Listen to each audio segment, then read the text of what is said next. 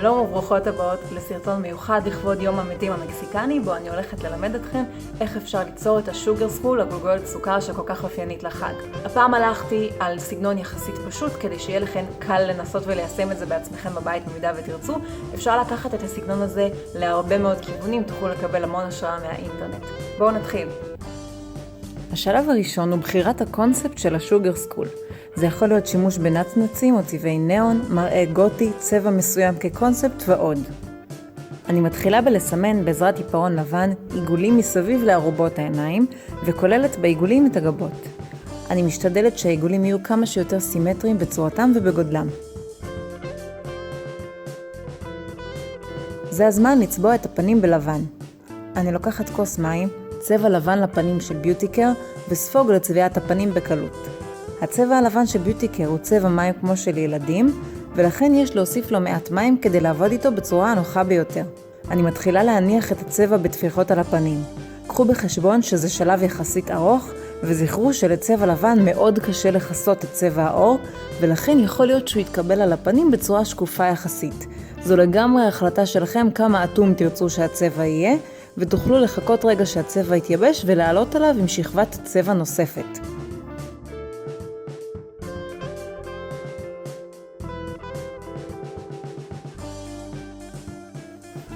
השלב הבא הוא שלב צביעת ארובות העיניים. אני לוקחת צבע מים שחור של חברת מרון ומברשת שמיועדת לעבודה עם חומרים נוזליים. מכחול ציור פשוט יכול לעשות כאן עבודה מצוינת. בגולגולת קלאסית העיגולים הללו הם שחורים, ובמקרה של השוגר סקול אפשר לגמרי להתפרע. רציתי לשמור על הכל כמה שיותר פשוט, אז החלטתי להשתמש רק בשחור. אני צובעת את העיגולים בשתי העיניים. אני לוקחת מברשת איפור דקה או מכחול מאוד דק ומסמנת את קווי המתאר של האף של הגולגולת. כמו במקרה של גולגולת, גם לשוגר סקול בדרך כלל יש חור במקום אף, ולכן מאוד חשוב לוודא שאנחנו לא משתמשים בצבע שחור שיש לו ברק, אלא בצבע מת לגמרי.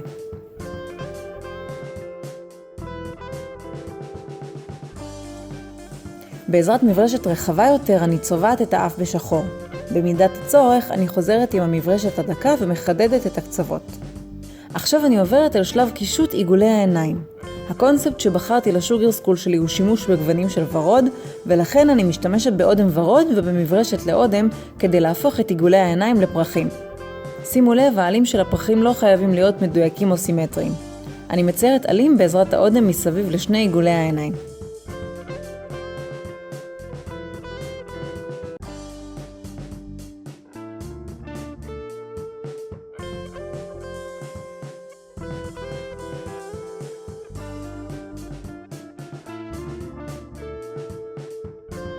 עכשיו אני עוברת אל השפתיים. גם כאן, כמו בשאר אזורי הפנים, ניכרים סממנים של גולגולת, אבל במקרה של השוגר סקול מאוד מקובל לצייר קווים שמקבילים לשיניים גם על אודם, ובעיניי זה מאוד מוסיף.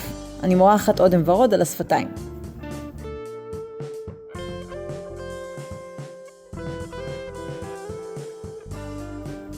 בשלב הבא אני לוקחת שוב את המברשת הדקה והצבע השחור ומציירת פס שממשיך את חיתוך השפתיים לרוחב ועליו פסים קצרים לאורך.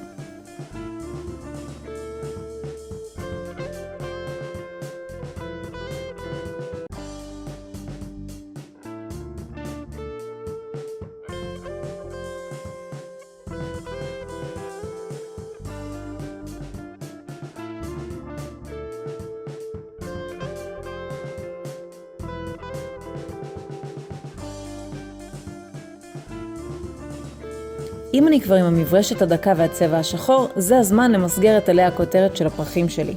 אני עוברת מסביב לכל עלה בשחור.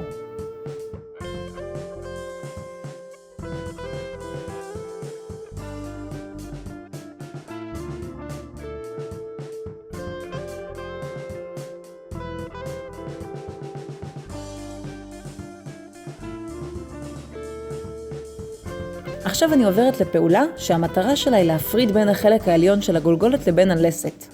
אני ממשיכה את הקווים הרוחביים של הפה עד האוזניים, לוקחת צללית שחורה ומניחה מתחת לקו ובצמוד אליו, כאשר החלק התחתון יותר של הצללית השחורה הולך ומתשתש.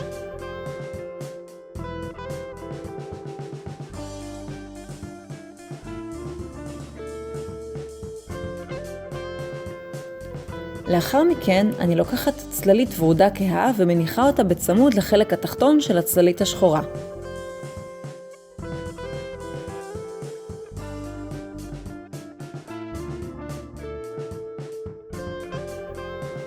בשלב הבא אני מבצעת את אותה פעולה עם צללית בצבע ורוד בהיר ומטשטשת מעט את הסוף שלה עם האצבע.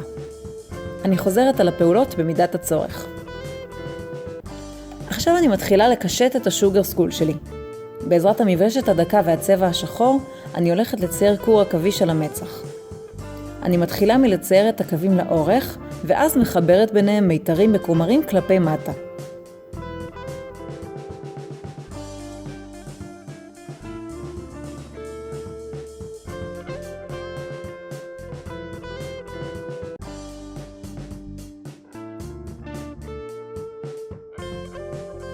בשלב הזה החלטתי שיש שם מקום לקו אורך נוסף, אז הוספתי אותו.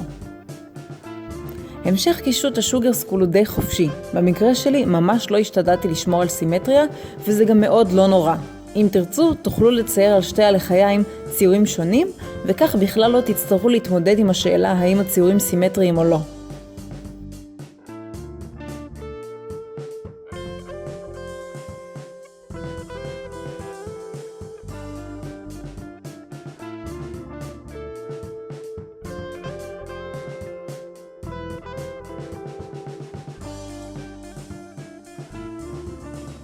לסיום הקישוט החלטתי שאני רוצה להדביק אבני פלסטיק על הפנים. אני עושה את זה עם דבק פלסטי, אבל למי שיש דבק ריסים זה עובד מצוין גם איתו.